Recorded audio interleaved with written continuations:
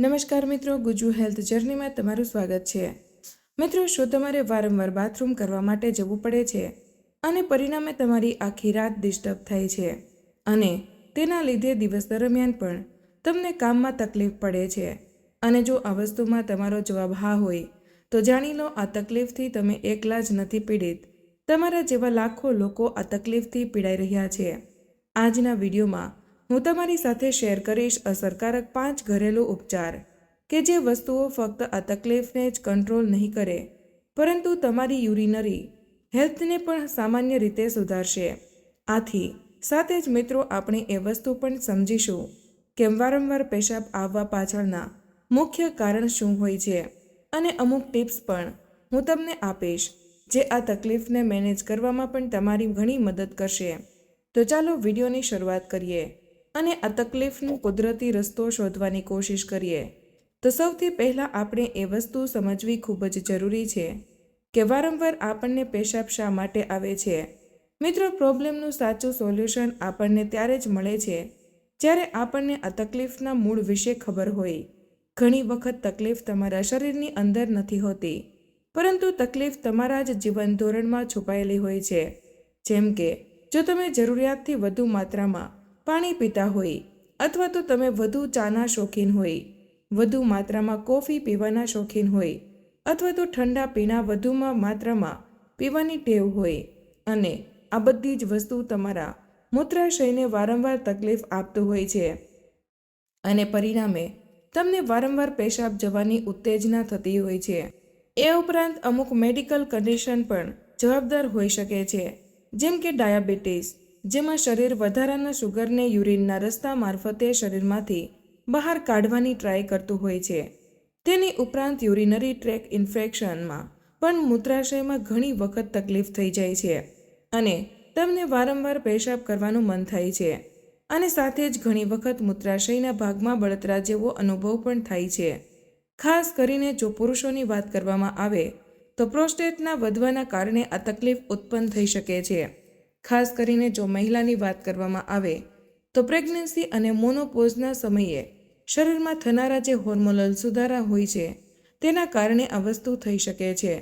ઘણી વખત મૂત્રાશયની નબળાઈના કારણે પણ આ વસ્તુ થઈ શકે છે। આની ઉપરાંત ટેન્શન અથવા તો તણાવ અને અમુક ખાસ પ્રકારની દવાઓ પણ મૂત્રાશય ઉપર કંટ્રોલ કરવામાં અસર દેખાડતી હોય છે। જેમ કે તમે જો રેગ્યુલર પેનકિલર દવાઓ લેતા હોય તો આ વસ્તુ પણ તમારા શરીરમાં વધુ પેશાબને ઉત્પન્ન કરી શકે છે અને પરિણામે તમારે વારંવાર પેશાબ જવા માટે જવું પડતું હોય છે। તો મિત્રો, આ હતા જે સામાન્ય કારણો જે વારંવાર પેશાબ જવા પાછળ જવાબદાર હોઈ શકે છે। તો ચાલો હવે જાણીએ અમુક સિમ્પલ ઘરેલું ઉપચાર વિશે જેની ટ્રાય તમે ઘરે જ કરી શકો છો અને વારંવાર પેશાબ કરવા જવા માટેની આ તકલીફમાંથી આરામ મેળવી શકો છો।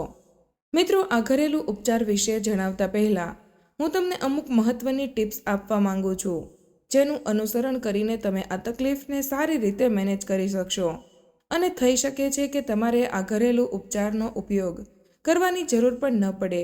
તો સૌથી પહેલી ટિપ્સ હું તમને આપવા માંગીશ કે તમારે તમારા શરીરને પ્રવાહી આપવાને કંટ્રોલમાં રાખવાનું છે। પાણી જરૂરી માત્રામાં પીવું સારું તો હોય છે, પરંતુ જો તમને વારંવાર પેશાબ જવાની તકલીફ હોય તો તમારે તમારા શરીરને પાણી આપવાનું એક જરૂરી માત્રા પૂરતું જ રાખવાનું છે। શરીરને જરૂરી માત્રાથી વધુ માત્રામાં પાણી અથવા તો કોઈ પ્રવાહી આપવાનું નથી। ખાસ કરીને સાંજે સૂર્યાસ્ત થયા પછી તમારે પ્રવાહી જરૂરી માત્રામાં જ લેવું જોઈએ। ખાસ કરીને સૂવા સમયના 2 થી 3 કલાક પહેલાં તો તમારે પાણી સાવ લિમિટમાં જ પીવું જોઈએ અને તરસ લાગે તો એક ઘૂંટડો પાણી લેવાનો। બીજી વસ્તુ, ચા, કોફી અને આલ્કોહોલ અને તીખા ખોરાકથી તમારે દૂર રહેવાનું છે, કારણ કે આ બધી જ વસ્તુ તમારા મૂત્રાશયને ખૂબ જ વધુ તકલીફ આપે છે અને તેના પરિણામે પણ તમને વારંવાર પેશાબ આવવાની તકલીફ થઈ શકે છે। જો તમને ચા અને કોફી પીવાનું વધુ પસંદ હોય તો હંમેશા એવો પ્રયાસ કરો કે દિવસમાં 2 થી 3 કપથી વધુ તમે ન સેવન કરો અને સૂર્યાસ્ત થયા પછી તો ચા અને કોફીનું સેવન જ ન કરો અને સાથે તીખો ખોરાક પણ ખાવાનું બંધ કરી દો। ત્રીજી મહત્વની વસ્તુ છે મૂત્રાશયને યુરિન રોકવા માટે ટેવ પાડવી। આ એક ખૂબ જ અસરકારક ટેકનિક છે જેમાં તમારે કરવાનું શું હોય છે. ધારો કે જો તમને દર 30 મિનિટે બાથરૂમ જવા માટે શરીર સિગ્નલ આપતું હોય તો તમારે જ્યારે પેશાબ લાગે ત્યારે તરત જ તમારે બાથરૂમ કરવા જવાની જરૂર નથી. કોશિશ કરો કે થોડીક વાર રોકવા માટેનો પ્રયાસ કરો અને આ વસ્તુ તમે ધીમે ધીમે 5-5 મિનિટ કરીને પણ વધારી શકો છો. પરંતુ આ વસ્તુ એ લોકો માટે જ છે કે જે લોકોને થોડી વારે પેશાબ જવાની તકલીફ હોય. નોર્મલ લોકો માટે આ વસ્તુ કરવાની જરા પણ જરૂર નથી. અને જે લોકોને તકલીફ છે તે લોકો ધીમે ધીમે આવી રીતે જો મૂત્રાશયને થોડી વાર માટે રોકી રાખવાની ટ્રેનિંગ આપશે તો તેના પરિણામે આ લોકોનું મૂત્રાશય વધુ સમય માટે પેશાબને હોલ્ડ કરી શકશે. અને જો આ વસ્તુ તમારે કરવી હોય તો તમારે તમારા નજીકના ડૉક્ટર પાસેથી તમે દવા લેતા હોય તેને પૂછી લેવું એક વખત જરૂરી છે. છેલ્લી ટિપ્સ છે કિંગલ કસરત. આ કસરત કરવી પણ તમારા માટે ઘણી અસરકારક હોઈ શકે છે. ખાસ કરીને જો તમારી મૂત્રાશયની માંસપેશીઓ નબળી પડી ગઈ હોય તે લોકો માટે વધુ ઉપયોગી છે. જેમ જેમ વ્યક્તિની ઉંમર વધતી જાય છે એટલે કે 40થી 50 વર્ષની ઉંમર પછી આ વસ્તુ સાવ સામાન્ય રીતે પુરુષોમાં અને સ્ત્રીઓમાં જોવા મળે છે. કિંગલ કસરતમાં તમારે એવું કરવાનું હોય છે, તમારે મગજમાં એવું વિચારવાનું હોય છે કે તમે પેશાબને રોકી રહ્યા છો. આવી રીતે તમે તમારી અંદરની માંસપેશીઓને સ્ક્વીઝ કરીને 5 સેકન્ડ સુધી હોલ્ડ કરવાના છે અને પછી આને રિલેક્સ કરી દો. અને એક સમયમાં 8 થી 10 વખત તમારે આ વસ્તુને રિપીટ કરવાની છે અને દિવસમાં 3 થી 4 વખત તમે આવું રેગ્યુલર કરતા રહો. વિશ્વાસ રાખજો, આ શ્રેષ્ઠ કસરત હતી જે લોકોને વારંવાર પેશાબ આવવાની તકલીફ હોય તેવા લોકો માટે. મિત્રો, આ ટિપ્સનું અનુકરણ કરવું સાવ સરળ છે. તો આ ટિપ્સનું તમે અનુકરણ કરશો તો તમને જરૂરી પરિણામ જોવા મળશે.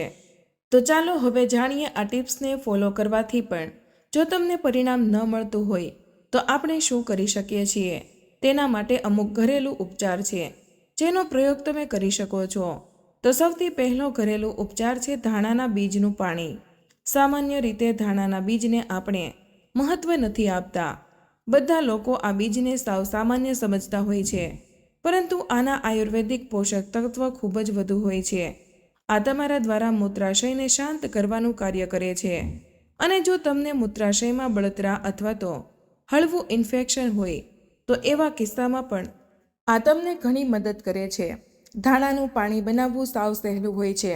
તમારે ફક્ત 1 ટેબલસ્પૂન ધાણાના બીજ લેવાના છે.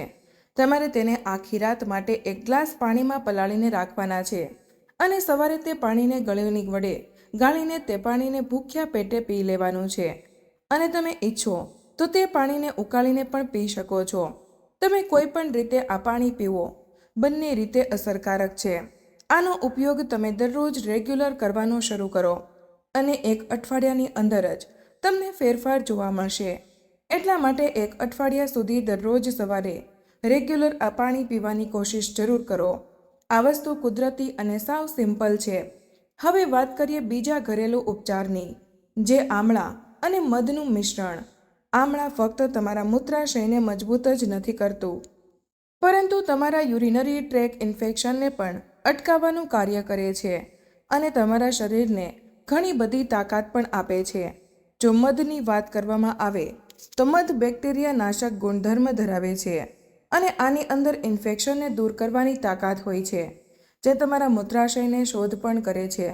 આ ઘરેલું ઉપચારને બનાવવા માટે તમારે 1 ચમચી આમળાનો પાવડર લઈ લેવાનો છે અથવા તો ફ્રેશ આમળાનો જ્યુસ લેવાનું છે. તેની અંદર 1 ટીસ્પૂન મધને મિક્સ કરો. આ વસ્તુને દિવસમાં 2 વખત તમે સેવન કરો, 1 વખત સવારે અને 1 વખત રાત્રે.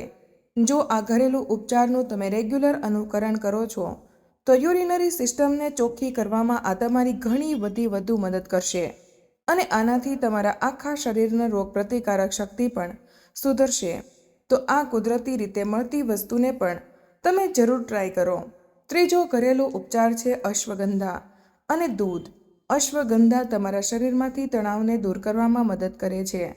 આનું રેગ્યુલર સેવન કરવાથી તમારા મગજ શાંત થાય છે અને તેના પરિણામે તમને વારંવાર પેશાબ જવાની તકલીફમાં પણ રાહત મળે છે. સાથે અશ્વગંધા તમારી નસોને અને મગજને તાકાત આપવાનું કાર્ય કરે છે. સાથે જ તમારા શરીરને મજબૂત પણ બનાવે છે. તે વસ્તુ પણ તમારા મૂત્રાશયને પેશાબને હોલ્ડ કરવાની કેપેસિટીથી વધારવા માટે મદદરૂપ થાય છે. આને બનાવવા માટે તમારે 1 ગ્લાસ ગરમ દૂધ લઈ લેવાનું છે. આની અંદર 1 ટીસ્પૂન અશ્વગંધા પાવડરને મિક્સ કરવાનો છે અને રાત્રે સૂતા સમયે ઘૂંટડે ઘૂંટડે તમારે આ દૂધને પી જવાનું છે. અને જો તમે ઈચ્છો તો આમાં થોડુંક મધ પણ ઉમેરી શકો છો.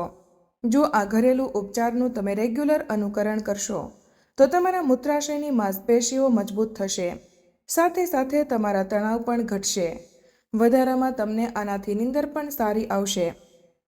ચોથા નંબર ઉપર ખાસ કરીને એક એવો ઘરેલું ઉપચાર છે જે ઘરેલું ઉપચાર વિશે તમે લગભગ પહેલાં નહીં જ સાંભળ્યું હોય.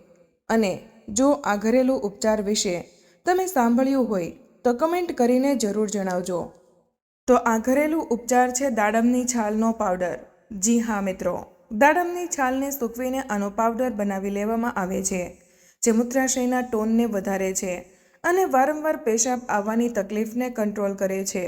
આ એક કુદરતી એસ્ટ્રેન્જન્ટની જેમ કાર્ય કરે છે, જેના પરિણામે શરીરને પેશાબને હોલ્ડ કરવાની જે તાકાત છે તે વધી જાય છે. પુરુષોમાં થતા પ્રીમેચ્યોર ઇન્ફેક્શનને રોકવામાં પણ આનો ઉપયોગ કરવામાં આવે છે અને આ ખાસ કરીને રૂકાવટને વધારે છે.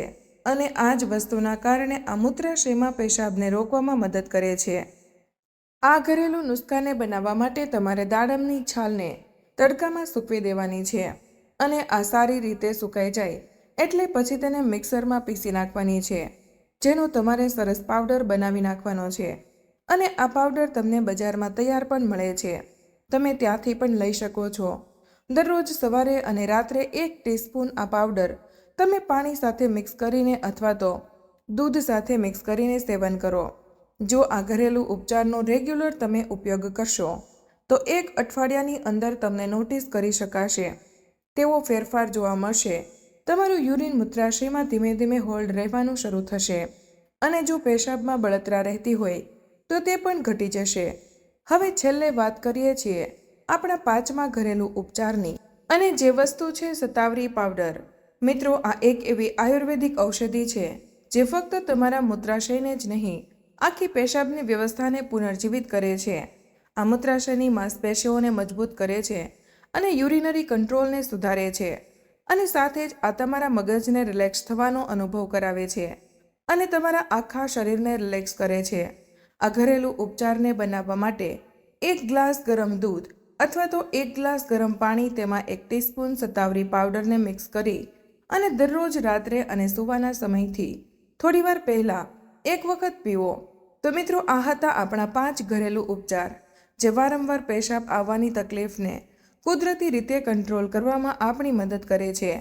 બસ આ વસ્તુ રેગ્યુલર કરવાથી, એટલે કે આ 5 ઘરેલું ઉપચારમાંથી તમે કોઈ પણ એક ઘરેલું ઉપચારને ઉપયોગ તમે રેગ્યુલર શરૂ કરી શકો છો.